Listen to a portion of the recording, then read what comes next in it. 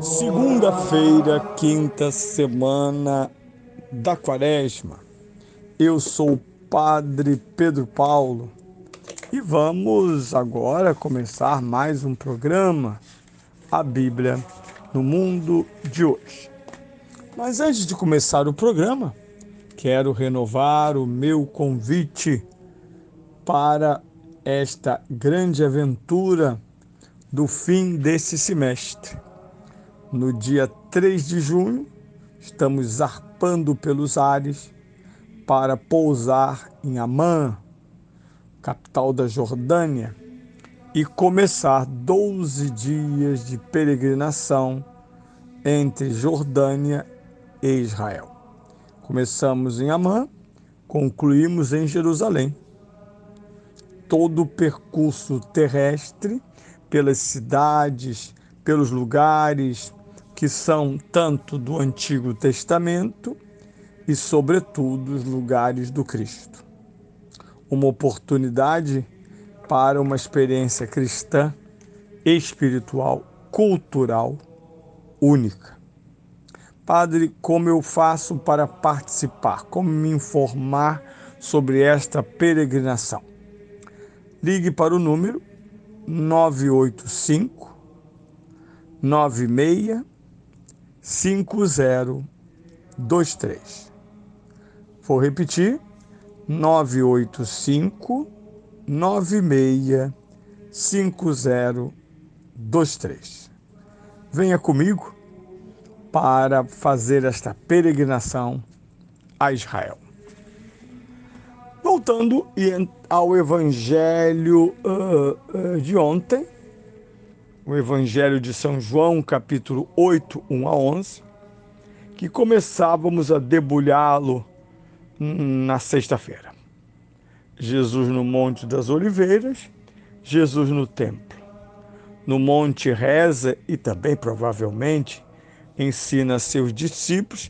Digamos que o Monte das Oliveiras é um espaço privado de Jesus e dos apóstolos, enquanto no templo é um lugar público, onde ele reza como judeu, mas, sobretudo, como verbo, ensina.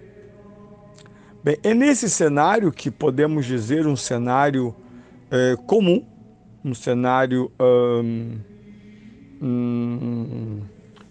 natural, ordinário na vida de Jesus, é que o Evangelho nos conta algo extraordinário. Eu vou, antes de retomar o evento, quero ler a interpretação do narrador. Tudo que estava acontecendo era uma cilada, uma criação de pretexto para acusação. Parece um pouco a nossa imprensa faz muito isso. É sempre ciladas contra aquele mandatário que eles não gostam, porque contraria seus interesses econômicos, ideológicos e políticos.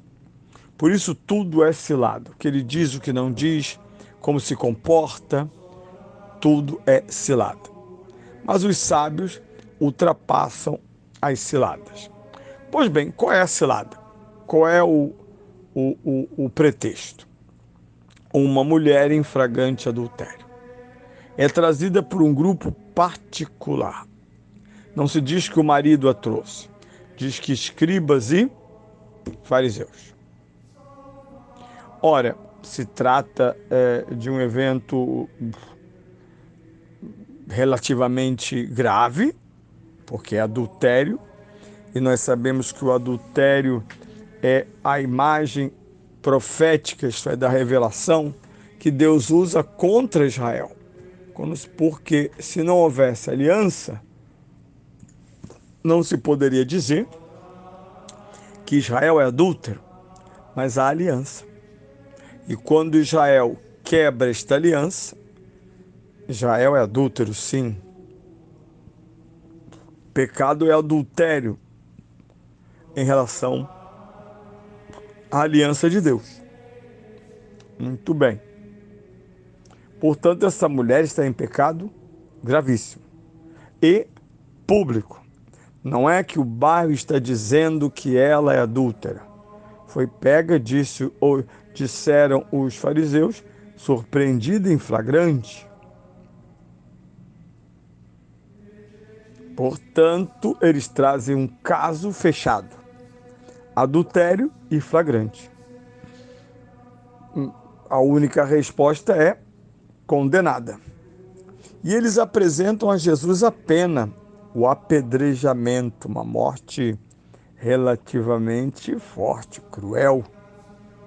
Não é uma facada, são pedras que vão atingi-la até que ela morra.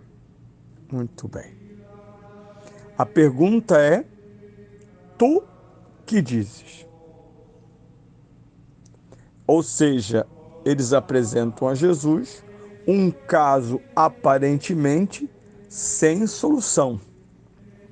Se Jesus disser coitadinha, como faz um pouco hoje a Rede Globo e todas essas áreas de mídia, em que o pecado não é pecado, na verdade, se eu roubo, mato, estupro, etc., é porque eu sou uma vítima. Na verdade, a vítima é que é a culpada. Se um homem negro mata uma mulher branca ou um homem branco, é porque esse homem negro é vítima deste homem e desta mulher branca, por causa da escravidão, da colonização.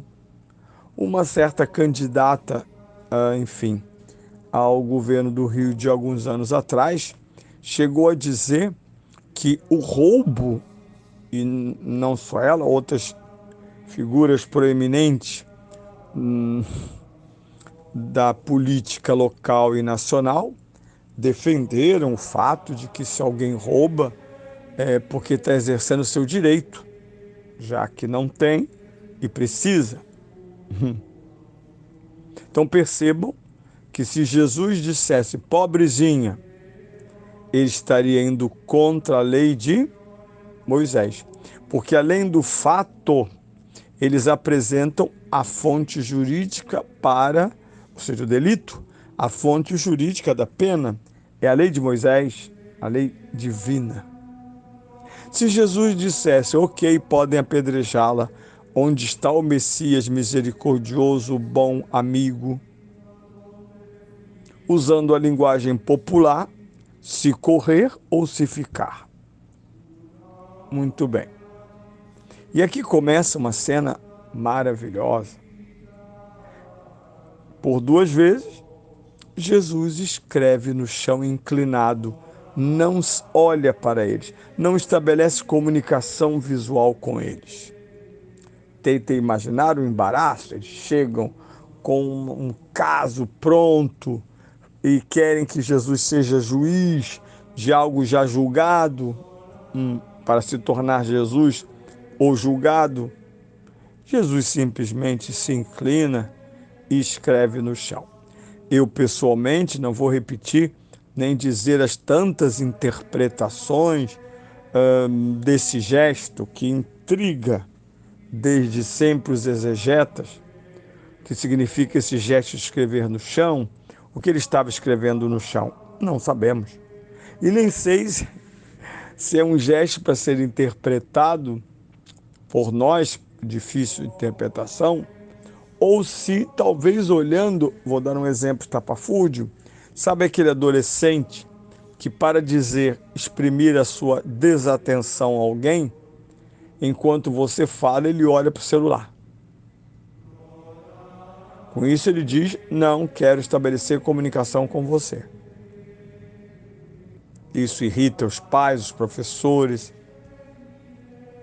Jesus, então, recusa-se a entrar na cilada. Por fim, eles estão extremamente embaraçados, porque toda aquela pantomima, todo aquele teatro estava indo por água abaixo. e eles não esperam o que vão ouvir. Porque Jesus, num certo momento, levanta-se e diz: ok, por favor, executem a pena prevista aqueles que estão sem pecado, os que estão sobre a lei. A famosa frase: quem estiver sem pecado, atire a primeira pedra. É um princípio sapiencial de justiça. E com isso estava desmontada a cilada. Porque se trata de fariseus e escribas, homens religiosos e cultos, não idiotas. E eles então reagem ao que ouvem. Isso é muito bonito, apesar de inimigos de Jesus, oponentes, eles reagem moralmente à fala de Jesus, saindo um por um. A começar pelos mais velhos e seus que têm mais carreira no pecado. E o evangelho conclui-se no oposto do seu início. Jesus no templo, há uma multidão, chega uma outra pequena multidão acompanhada pelos fariseus e escribas, a mulher, quem sabe o marido traído estava lá também aos berros, e agora só há Jesus e a mulher. E nós ouvimos uma frase que é a frase da sua próxima confissão. Alguém te condenou? Nem eu te condeno. Vai e não tornes a pecar. Aqui está a diferença do mundo moderno. O mundo moderno diz: nós não condenamos ninguém. Claro, suspensa a lei, ninguém é condenável. Jesus não suspende a lei. Jesus suspende a condenação, colocando no lugar da condenação oportunidade. Porém, a condição da aplicação da misericórdia é não tornar a pecar. E segundo a tradição entre os evangelhos, um acordo entre os evangelhos, esta mulher teria sido Maria Madalena.